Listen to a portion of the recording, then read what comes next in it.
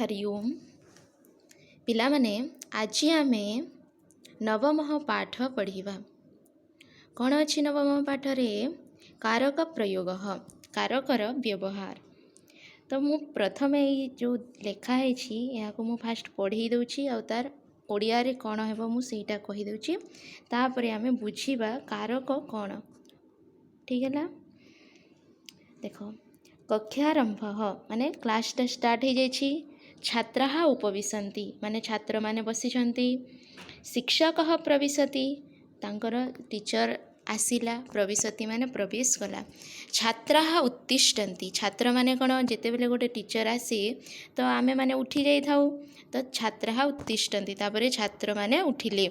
शिक्षक उपविशन्तु इति वदति तापरे शिक्षक कौन कहिछि कि समस्ते उपविशन्तु माने बसी पड़ उपविशन्तु माने बसिबा बसन्तु बोलिकी शिक्षक मध्य कहिले। सर्वे उपविशन्ति तापरे कौन हेछि समस्ते बसी गले। शिक्षक शिक्षक कहउछन्ति कि छात्राः पूर्वं क्रियापदं सर्वनामपदं सर्वे जानन्ति अद्य कारक विषये आलोचयामः। तो पिला माने तांकर शिक्षक कौन कहले कि तमे माने सबू आगुरु क्रियापद जानिछ सर्वनाम पद जानिछ एबे आमे कारक विषय रे आलोचना करिबा बोलिकी किए कहले शिक्षक कहले। छात्राः छात्राः कौन कहले श्रीमन् किं नाम कारकम तापरे पिला माने कहउछन्ति कि कारक माने कौन तापरे शिक्षक कौन कहले वाक्ये क्रियापदेन सह यस्य संबंधः भवति तत्कारकम क्रियापदर सहित जार संबंध थाए सी है कारकम बोलिकी कहले। क्रियापद माने कौन जो आमे खाइबा पीवा सोइबा पढ़िबा एटा सब कौन क्रियापद माने किछि जोटा आमे करू सेटा है क्रियापद से क्रियापद रे जार संबंध रही सेटा को आमे कारक बोलिकी कहि थाउ। कारक केते प्रकार एठी शिक्षक पुणी कहउछन्ति कारकम षड्विधम कारक केते प्रकार 6 प्रकार। छात्रः कानि च तानि तो से 6 प्रकार कौन बोलिकी पचारिले। शिक्षक पुणी कहिछन्ति कौन कर्ता कर्म करणम संप्रदानम अपादानम अधिकरणम च से 6टा कारक किए कर्ता कारक कर्म कारक करण कारक संप्रदान कारक अपादान अधिकरण तो 6टा कारकर ना एटा मने रखिबो। छात्र छात्र माने कौन कहउछन्ति कृपया उदाहरण द्वारा स्पष्टम करतु तांकर शिक्षक को कौन कहले उदाहरण देकी आमको स्पष्ट करांतु बोलिकी तांको कहले हैला। तो शिक्षक कौन कहउछन्ति अधुना चित्रम पश्यतु एठी देखाओ पिला माने गोटे चित्र अछि एठी देखा जाउछि चित्र तो एही चित्र को देखिबा को से कहले। ददाति इति क्रियापदम एठी कौन अछि ददाति बोलिकी गोटे क्रियापद अछि ददाति माने देबा। अत्र कह ददाति यही जो अच्छी एठी देख पिला माने कह ददाति माने किए दउछि राजा ददाति राजा हैला कर्ता किए दउछि राजा दउछि तो राजा हे गला एठी कर्ता राजा ददाति तो राजा देउछि। काम ददाति कहा को दउछि काम ददाति माने धेनुम ददाति कहा को दउछि देखो फास्ट कौन होइथिला किए देउछि बुझिल बुझिपारल कह ददाति माने किए देउछि तो राजा ददाति काम ददाति माने कहा को देउछि धेनुम ददाति गाई को देउछि धेनुम माने हैला गाई ताहा धेनु को दउछि एटा हैला कर्म कारक रे हिजिबो। केन ददाति केमिति देउछि तो हस्तेन ददाति कोथिरे देउछि हातरे देउछि तो एटा हस्तेन एटा हैला करण कारक।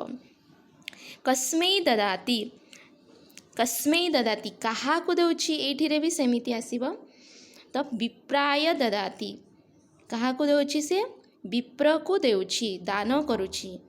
कस्मात् ददाति तो कस्मै ददाति विप्राय ददाति संप्रदान कारक रे एठी दान अर्थ रे संप्रदान कारक होई थाए। कस्मात् ददाति गोष्ठात् ददाति केउठारु देउछि कस्मात् ददाति गोष्ठात् ददाति माने तार जो अच्छी राजार धन रखिबार जगह से ही जगार से देउछि।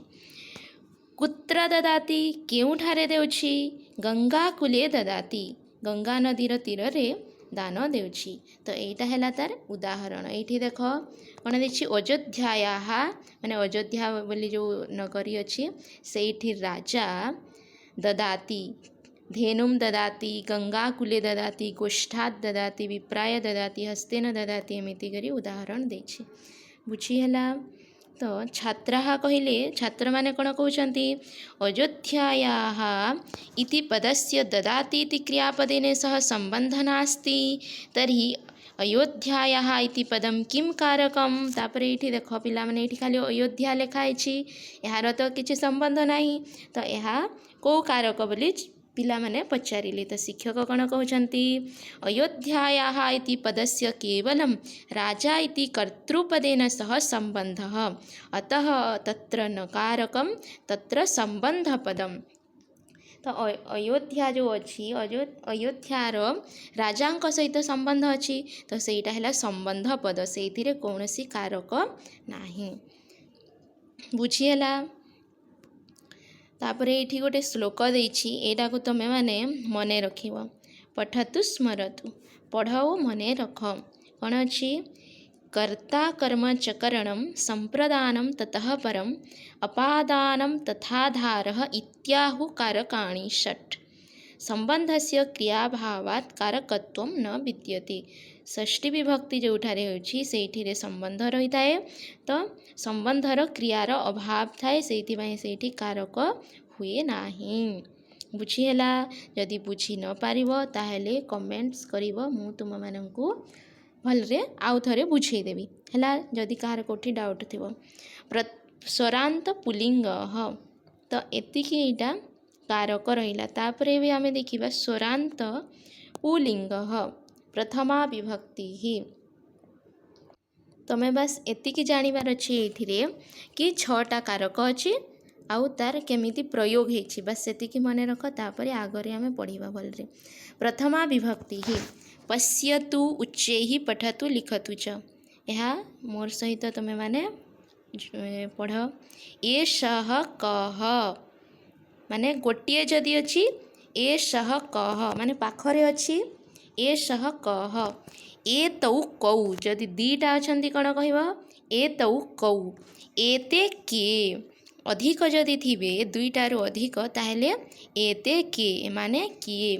तो ये कौन आसला एषः कः एषः अश्वः यह हेउछि घोड़ा एतौ कौ एतौ अश्वौ ए दी जण हेले घोड़ा दुईटा अछंती एठी। एते के एते अश्वाः ए माने हेले घोड़ा माने। तो सही परी एठी तळे लेखिबा पिला माने देख एषः गजः एतौ गजौ एते गजाः गज माने हेला हाथी हाथी को गज बोली कि कह जाए।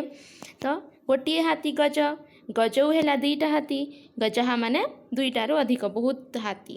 तो तले देखाई देख एषः ग्रामः। तो ये तले जो ब्लैंक्स देछि ये तुमको लिखिबार अच्छी एतौ ग्रामौ तापरे लिखिबार अच्छी एते ग्रामाः। बुझीला। ये जो खाली जगह देछि एठी कौन लिखिबा एतौ ग्रामौ ओके। तापरे एते ग्रामाः। नेक्स्ट कौन अच्छी एषः सर्पः एतौ सर्पौ कौन हो ये एतौ सर्पौ एते सर्पाः। नेक्स्ट कौन अच्छी एषः शिक्षकः एठी कौन लिखिबो पिला माने एतौ शिक्षकौ शिक्षकौ। तापरे आ गोटे जो ब्लैंक्स अच्छी से कौन लिखिबा एते शिक्षकाः। बुझीला। नेक्स्ट कौन अच्छी पुणी सः गजः ये कौन अच्छी सः गजः तौ गजौ ते गजाः सह माने सी दूर रे जदि अछि तो सह बोली आमे कहिबा सह गजः माने सेटा है हाथी तौ गजौ माने दीटा हाथी ते गजाः माने बहुत हाथी अछंती सह ग्रामः एठी रे कोन लिखिबा तौ ग्रामौ तौ ग्रामौ बुझिला तापरे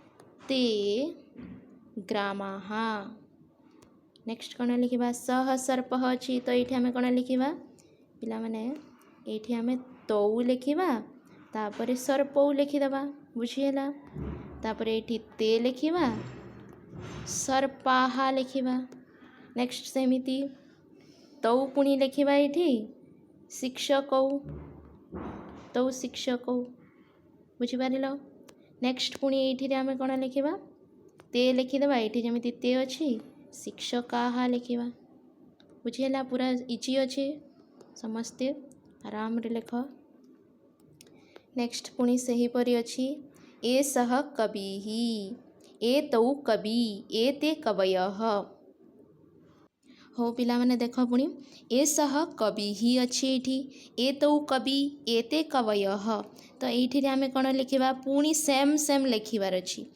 ए तौ ए तौ लेख ए जगार भी एतौ लेख कवि अच्छी तो अतिथि ये लिखा कौन लिखा अतिथि ओके तापर एते 3 नंबर जो अच्छी ये एते लिखा एते कवयः अच्छी तो अतिथय लिखा ये कवयः जगार आम अतिथय बोली लिखा ओके देन ए सह गिरिः तो आम ये लिखा एतौ ये जगार एतौ को लेख तापर गिरी जगार ये कवि जमीती अच्छी गिरी दीर्घ ही करवा बुझीगला गिरी तापर गिरयः ये एते को ये तले लिखिदेव तापर आम गिरयः करवा ठीक अच्छे तापर ठीक से हीपरी सह कविः तौ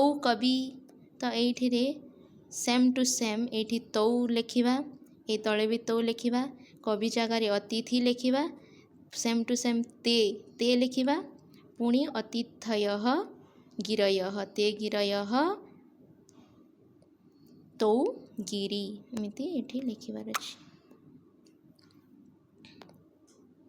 ए सह शिशुः ए तौ शिशुः एते शिशवः तो ठीक से ही परी पशु अच्छी ये बस एतौ एते को लिखबार अच्छी पशु जगार पशु दीर्घ करार अच्छी शिशवः अच्छी पशवः करार अच्छी तरुः अच्छी ये तरुः तो ये भी तरुः लिखबार अच्छी दीर्घ उ करार अच्छी आठी पुणी शिशवः जगार तरवः ओके तापर ये देख पशु तो तौ पशु ते पशवः सह तरुः तौ तरुः ते तरवः तापर अच्छी ए सह पिता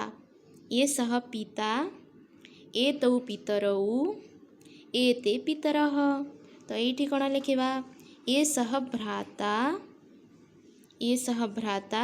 ए तौ भ्रातरौ ए ते भ्रातरः ए सह जामाता ए तौ जामातौ ए ते जामाताः तापरे सह भ्राता तौ भ्रातरौ ते भ्रातरः सह जामाता तौ जामातौ ते जामाताः ये लिखबार अच्छी बस सेम टू सेम सेटा ही लिखबार अच्छी किसी परिवर्तन नहीं तो भलरे देखिकी तुम मैंने ये लिखिदेव बुझीपार नेक्स्ट आम स्वरांत स्त्रीलिंग पढ़ा आज ये समस्त को धन्यवाद राम राम।